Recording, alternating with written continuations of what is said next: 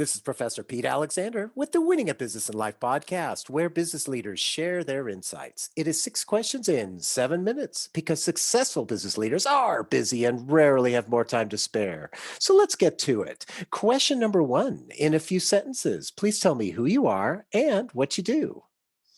Oh my gosh, I do 16 bazillion things all at the same time, mostly when I'm sleeping because I don't have time during the day when I'm awake. But I predominantly right now I focus on my writing, film and television creation, production, filming, acting, writing, directing, and producing. So my plate is always full. And I'm originally from Cape Town, South Africa. I've been in the United States for 37 years now. So I'm an African Canadian American, something like that. Well, Andrew, it is an absolute pleasure to have you on the show. Question number two, what is something that makes you smile and or laugh about working in your industry? Being on set when there's 500 people running around, there's only three in front of the camera. I mean, the frenetic energy that takes place when you're actually producing is just enjoyable. And even though you're working 12, sometimes 16-hour days, it goes by very, very quickly, especially if you enjoy what you're doing. And I absolutely love what I'm doing. And people call me crazy. But then again, in this industry, you got to be a little nuts because sometimes the payoff is zero. But the joy is definitely worth the journey. Absolutely. And I can hear the passion in your voice. I really enjoy that. Question number three. I have a fictitious book with all the answers for business. What chapter would you think most companies should read? I would say, for me, the Actors Handbook, which is one of the many books that I've written, I've actually talked to CEOs and presidents of companies, and I teach them the acting. I said, but how does that pertain to the business I'm in? And what it does is it really explains and it dissects the psychology and the interest of how you come about attaching yourself to people in general. How do you dissect personalities? Because you have to understand the psychology of how each person operates and what they operate by. What is the basis of which they operate by so that you can communicate on their level? Like people say, well, you can communicate with presidents, CEOs, and yet you can still walk out on the street and communicate with a homeless person. Well, that's because I understand the psychological breakdown of what I believe is, from an acting standpoint, is how I learned this, was that each person is driven by their emotion. That is the biggest driving force that they're driven by. We're not given a whole bunch of tools when we're born, except emotion. And that's how we get our parents' attention. That's how we get things, by emotion. We emote by making sounds, by making noises, because we don't know how to communicate at that point. We haven't become a social construct, a political construct, a moral or religious, thing. And those things are taught to us as we grow older by the family unit, the family nucleus, and by the people around us, uncles, aunts, and the historical presence of our entire history as a human being comes into play. So basically, we're run by emotion. The social, political, and moral and religious beliefs are then taught to us, and that enhances our ability to communicate and break down, people as a whole. And for me, that is the most important thing, and that is it's almost the last page in the Actors Handbook, which is available on my website at agiftoftheheart.com. And it explains that. Just simply that anybody can truly understand. Even a child can understand that, because really we are born without those tools. We are given those, and those tools are all different depending on where we grew up, what country we came from, what language we spoke, and what construct the family worked in during their lifetimes, going all the way back to great grandparents and cousins, and so and so on. Very insightful. I look forward to looking more at that book to find out more about that because it's quite interesting.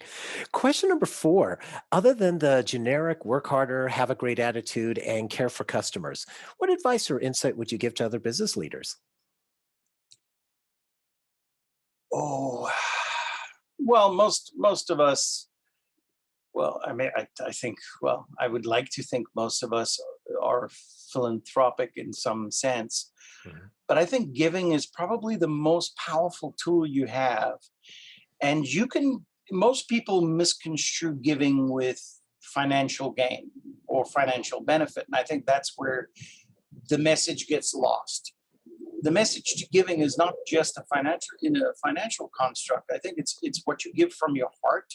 It's what you give from your knowledge and how you nurture other human beings with that process in teaching them and passing on the knowledge that you have gained and garnered. Because if you die with that knowledge, there really has not been a benefit other than to you, and that is really wasteful. And I think anybody that has been successful will tell you that they always try to reach out and bring somebody up and pass that knowledge along, because once you are gone, that knowledge is gone with you, and then it serves absolutely no purpose, and then we do not grow as a as human beings. We do not grow, we do not benefit, and we do not progress to a better state of being, so to speak. And I really like that too because it's not only just in the business sense, it's on the personal sense too. Like for example, when we have some of our elderly family members who pass away, and maybe we didn't hear from what happened in the family tree way back when, that is lost once they're gone. Am I reading you right with that?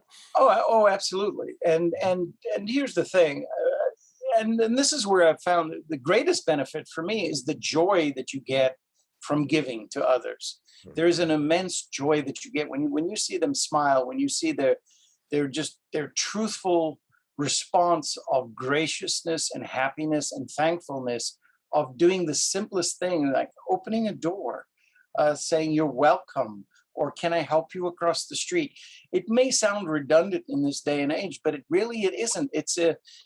It's things that I think have been lost. I think chivalry has been lost to a certain extent.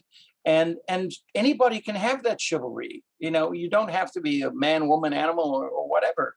Just opening your heart and doing a kind thing, or a gesture, can make a person's whole day. You don't know what they're going through during that day. And to see them go from a hunched over position or perhaps being depressed, you don't know.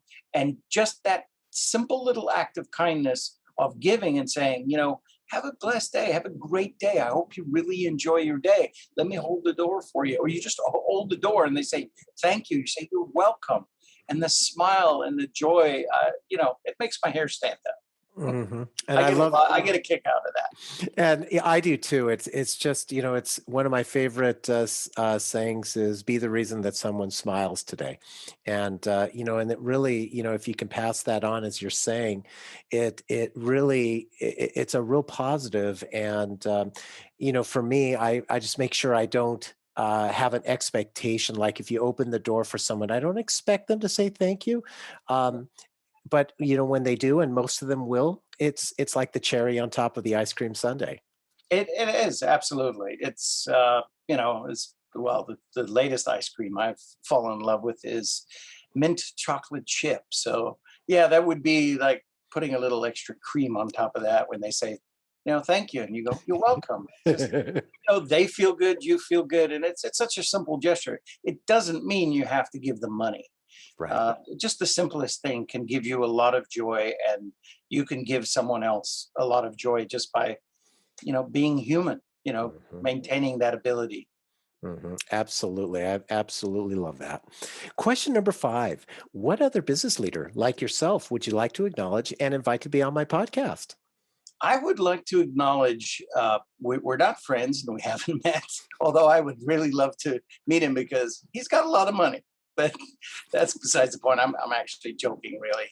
It's not the money. His intellect and his vision of how he got from being a child growing up in Cape Town, South Africa, which is our commonality, which is where I'm from originally, and him being Elon Musk now, and being a multi-billionaire and controlling this massive industry, and his vision and his dream that he has managed to create. What did he encounter along the way? What were his failures? Where, at what point did he feel like he was not, that there was a possibility he wasn't going to get there? Because any successful person will tell you that you get nothing if you do nothing. You have to do something, and nothing just magically works out. So you don't just magically become a multi-billionaire and all of a sudden the world's smartest and richest person. You have a lot of losses and you have a lot of failures along the way. It's how you learn from those and how you adapt. And for me, watching him, that would be a very interesting person to talk to, because I'd like to know, what holes did you fall in, and what did you do to get out of those holes so that you could continue forward and succeed as you have so fantastically well. And he'd be a great one for being on the show. So I'll reach out to him. Thank you for that suggestion. And our final question, question number 6. Please tell me about your first job. Oh my gosh. We discussed this earlier, and I really had to think hard about it. And I thought, well, is he asking me about my first job where I was actually working for somebody and getting paid, or is he actually asking me about my very, very, very first job? And the more I thought about it, the more I thought, well, there's not a lot of people that know this, but I actually started working when I was 9 years old. And the whole reason, it was my father's fault. Although he was a very smart man, very intelligent man. And, my family wasn't very rich, but they weren't very poor either. A very middle class family. And I went to my dad at 9 years old because I wanted to go to the movies with some school friends on the weekend. And I went to my dad and I said, "Can I have some pocket money?" And he said, "No." And I looked at him wide eyed and I went, "What?" And he said, "No, you may not." And I said, "Well, I'm going to go to mom." And he said, "Well, you can go to mom, but mom's going to tell you no as well." And I said, "Really?" So I went to my mother and she said, "What did your father say?" And he said, "No." And she said, "Well, then I guess you're out of luck." And I was just stunned. So I went back to my father and I said, "Okay, so exactly how am I supposed to, at 9 years old, get the money to go to the movies with my friends?" And he said, "Figure it out."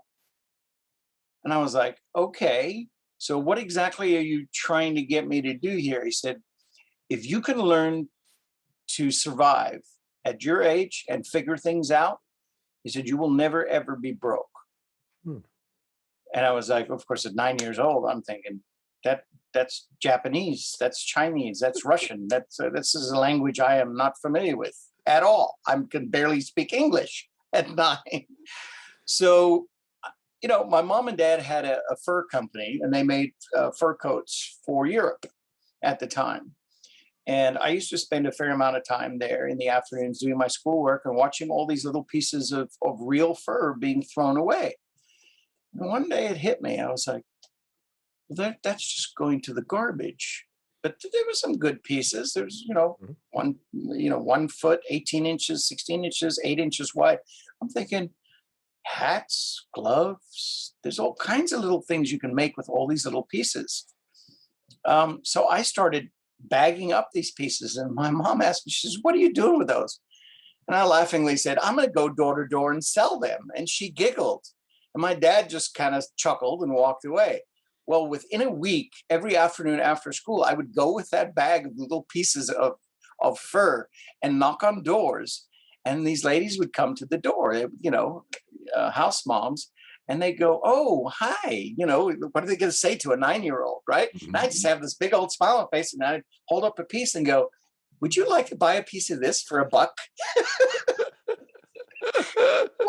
And then so I started making my own money to go to the movies. My dad would say then, "Well, do you want some money to go to the movies?" I go, "No, I don't need it." And he said, "Well, how much do you have?" So I would say, "Well, I got $50. So he said, "Well, let me look." So I'd hand it to him, not thinking anything of it. And he'd take it and he'd give me back 10. And I go, "But you just took $40 of my money." He said, "Yes. Now comes the second lesson. I'm going to put it in savings when you really need it. You don't need any more than that for this weekend." I said, "But how do I make more money if I can't touch that?" He said, "You'll figure it out." so, so the next thing is I got tired of selling the fur. And I thought, well, I got a whole market at school. So I would go out and buy M&Ms. In South Africa at the time, they called them Smarties. Hmm. I go out for $5. I could buy a massive bag of Smarties, and I get little Manila envelopes, little tiny ones, and I'd put like 50 of them in each envelope, and I could multiply my money 10 times. So for $5, I could make $50 by selling them to the kids at school. Oh, everybody's got a buck for for M&Ms, and kids eat candy like you know, it's easy. So I just went to school. I started doing that. But then I had to start sneaking money, and my dad would say, "Okay, how much have you got?" I go, 30. He go, "Come here." I was, "What?" He said, "I want to look at your pockets." I was like, "Ugh." So so I had to figure out another place to hide my money, because my dad would find it. He'd take it from me and put it in a savings account. When I got older, into my teens, and started working and becoming very, very independent, he was like, here's your passbook. And it was a nice little chunk of change in there. And I used that to get to put a down payment on my first car. So it was kind of nice to have that, because I just kind of gave up on it, fighting my dad over it. But he taught me all those things by the simplistic way of saying, "You'll figure it out." You Hmm. know, what's the line? I think is necessity. Um, Gosh, I can't remember the rest of it. But you really go out to fulfill your dream because there's a necessity, um, and it's survival. You Hmm. do it because you have to, because there's no other way. There's Hmm. nobody there to help you. There's nobody to do anything for you. So you figure it out, and I guess that's what he taught me. You know, That's great story, and I love all the different learnings that you have in there, and figuring out how to go from selling the scrap fur to the candy at different markets and everything, and yeah, then getting the money for the car at the end yeah, from a savings lessons that you got from your dad. It's yeah. great. It It's just seemed like a natural transition, and there was so many different little nuances in there that he was teaching me that I had no clue he was doing it and why he was doing it. And then as I got older, if I ever needed his help with the dad, "Mom, I need your help," they're like, "Okay, what do you need?" Mhm. It was a non-issue, but I'd already learned all those things, so that they knew when I came to them with a request, I wouldn't request more than I needed, Mhm. or more help than I needed, and they always knew they would get it back regardless, Yeah, 10 times, and I would never ever ask. that's a So they knew if I did open my mouth, that things were not easy at that moment. So, it's a great lesson, and good for your parents for teaching you that. And Andrew, thank you so much for being on the show. How can people find you?